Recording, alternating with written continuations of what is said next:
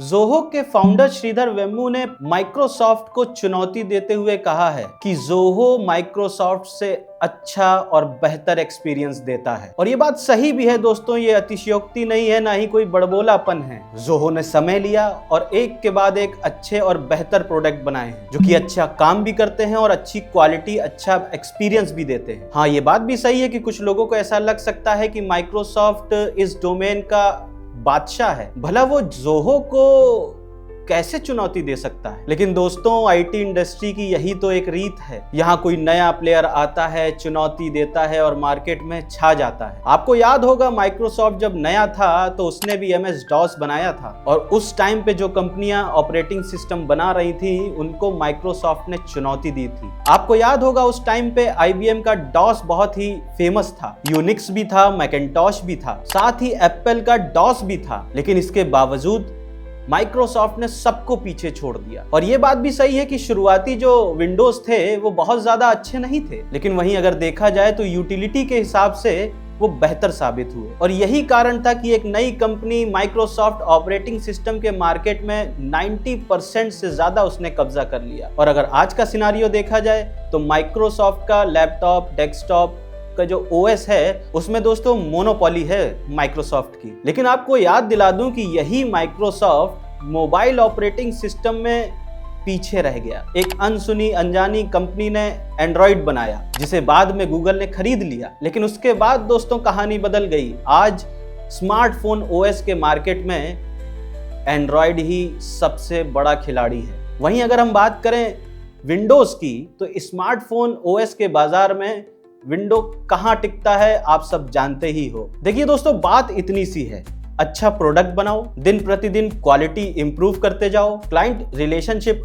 अच्छी करते रहो, कस्टमर एक्सपीरियंस अच्छा दो और समय समय पे अपने डोमेन के जो अच्छे खिलाड़ी हैं उनको चुनौती देते रहो, उनके साथ compete करते रहो। क्योंकि समय का दोस्तों कुछ नहीं पता है कब बदल जाए। क्योंकि हमने ही दोस्तों नोकिया और ब्लैकबेरी जैसी कंपनियों को पहले राजा और फिर रंक बनते देखा है। आज हम अगर ज़ोहो की बात करें दोस्तों तो ज़ोहो भारत की सबसे बड़ी IT कंपनी की तरह उभर कर आई है जो कि सॉफ्टवेयर सॉल्यूशन में काम करती है। और सबसे बड़ी बात यह है दोस्तों ज़ोहो की कि ये एक प्रोडक्ट बेस्ड कंपनी है जिसमें कई तरह के स्टैंड अलोन और क्लाउड बेस्ड जो है एप्लीकेशन मौजूद। इसके खुद के एंटरप्राइज लेवल के CRM और ERP सॉल्यूशन हैं दोस्तों, और इनमें से मैंने कुछ इस्तेमाल भी किए हैं जो क्वालिटी और काम के मामले में कहीं से कम नहीं है। मेरे एक दोस्त ने पूछा मुझसे कि चलो मान लिया कि ज़ोहो के पास ऐप हैं, लेकिन उसके डेटा का क्या है, वो तो AWS या GCP पर होस्ट करता है। तो मैंने दोस्तों उसको उत्तर दिया कि ऐसा नहीं है, क्योंकि ज़ोहो के खुद के 18 डेटा सेंटर हैं अगर हम बात करते हैं पूरी दुनिया में, और ज़ोहो के सारे ऐप उसी के क्लाउड पर होस्ट होते हैं। हाँ, ये बात सही है कि ज़ोहो वाले अपने कस्टमर को फ्लेक्सिबिलिटी जरूर देते हैं। कोई अगर चाहे तो अपने ऐप AWS, Azure, GCP पर होस्ट कर सकते हैं। और आप सबने खबरों में पढ़ा ही होगा कि ज़ोहो का जो अराटाई है वो काफ़ी अब पॉपुलर हो रहा है। मैं आपको बता दूं कि अराटाई WhatsApp का एक अल्टरनेटिव है जो कि इंडियन है। अब बहुत लोग ये सोच रहे होंगे कि ये अराटाई का मतलब क्या होता है, बड़ा टेढ़ा मेढ़ा नाम है। तो मैं आपको बता दूं कि तमिल में अराटाई का मतलब होता है कैजुअल टॉक। आप इस ऐप को WhatsApp या Telegram की जगह यूज कर सकते हैं। और अगर देखा जाए दोस्तों तो हमारा भारतीयों का कई सालों से एक ही रोना है कि हमारी भारतीय कंपनी कोई अच्छे प्रोडक्ट नहीं बनाती, लेकिन अब दोस्तों बनाती हैं।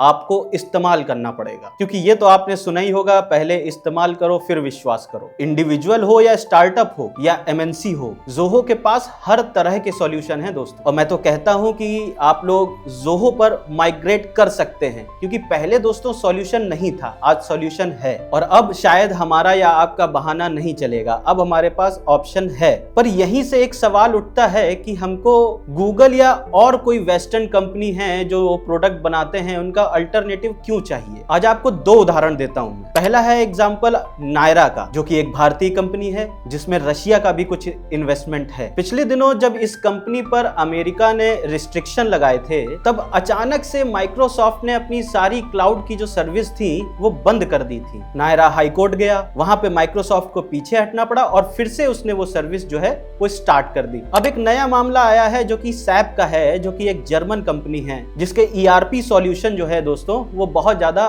फेमस है, बहुत ज्यादा यूज होते हैं कंपनियों, बड़ी बड़ी कंपनियों। नायरा के पास भी जो है दोस्तों वो सैप का ही ERP था, जिसकी हेल्प से वो CRM, HR या बिलिंग का जो है वो काम उससे निकालते थे। एक दिन अचानक सैप ने नायरा की इनवॉइसिंग जो सॉल्यूशन था वो बंद कर दी, और जिसकी वजह से नायरा वाले जो है वो अपना बिलिंग या इनवॉइस जनरेट कर ही नहीं पा रहे थे। मतलब कि पूरा पैसे का जो लेन देन था वही ठप हो गया, और अब नायरा वाले कोर्ट में गए हैं।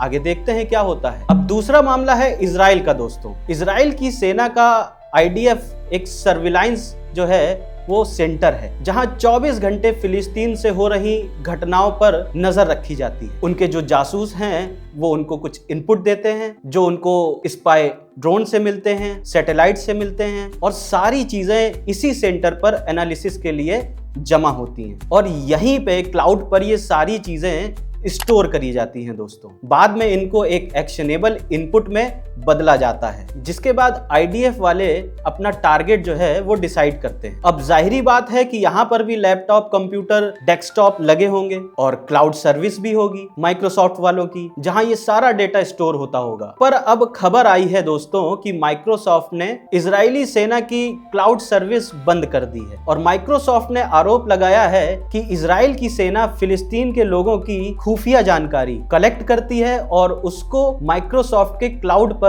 यानी एज़्योर पर सेव करती है, और इसी बात पर इजराइल की सेना और माइक्रोसॉफ्ट एक दूसरे पर सींग अड़ाए बैठी हैं। अब यहाँ बहुत महत्वपूर्ण सवाल एक आता है, क्या ऐसा भारत में हो सकता है? तो दोस्तों इसका जवाब है बिल्कुल हो सकता है। मुझे यहाँ पर बिल्कुल नहीं पता है कि रॉ और IB कौन सा क्लाउड सर्विस यूज करते हैं, लेकिन जरा सोचिए क्या हो अगर माइक्रोसॉफ्ट वाले इंडिया के साथ भी ऐसा ही कर दें और कहें कि आप पाकिस्तान के आतंकवादियों की recorded call, GPS coordinates, videos हमारे क्लाउड पर स्टोर करते हैं। ऐसे में आप यानी भारत क्या कर लेगा? और जैसा मैंने बताया इजराइल वाली बात, तो इजराइल ही क्या कर पा रहा है, क्योंकि इजराइल को तो कहा जाता है कि बहुत ही हाईटेक देशों में आता है। दोस्तों इसका एक ही सॉल्यूशन है, operating system, software, data centre और क्लाउड सर्विस सब हमारी हो, सब हमारे कंट्रोल में हो। और मैं आपसे ये नहीं कहता हूं कि एकदम से शिफ्ट करो, लेकिन हमें धीरे धीरे भारत के प्रोडक्ट पर मूव होना पड़ेगा दोस्तों। और मुझे यकीन है कि समय लगेगा, लेकिन कुछ सालों में स्थितियां बदलेंगी। और अगर हम जोहो का ही एग्जांपल लें तो उनके पास ढेरों एप्लीकेशन हैं जो हर तरह से भारतीय हैं, इंडिविजुअल यूजर के लिए भी हैं